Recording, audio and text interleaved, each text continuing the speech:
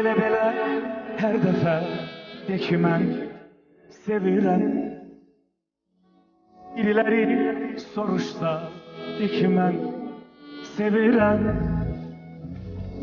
Sənə başqa göz baxsa de ki mən sevirəm. Nə olar bircə dəfə de ki mən sevirəm.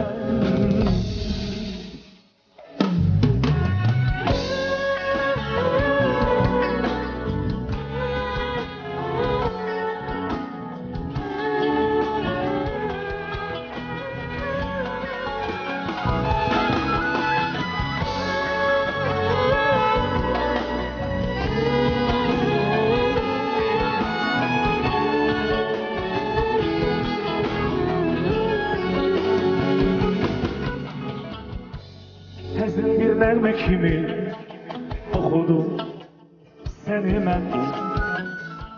Şirin bir yuxu kimi doymadım sənə mən. Sevgini belə yaxın görmədim hələ mən. Nə yaxşı ki anladım səni mən sevirəm. Yüreğimin sözü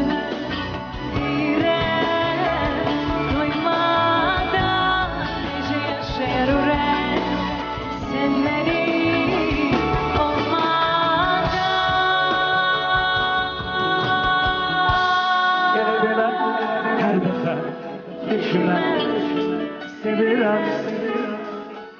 Biriləri soruşsa de ki mən sevirəm.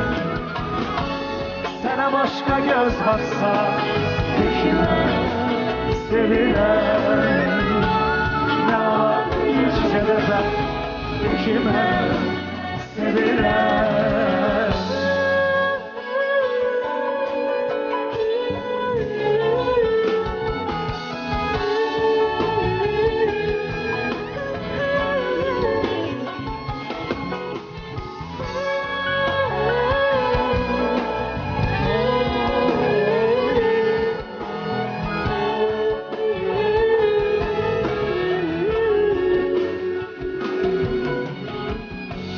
Hediye oldun mənə bu konsert günündə.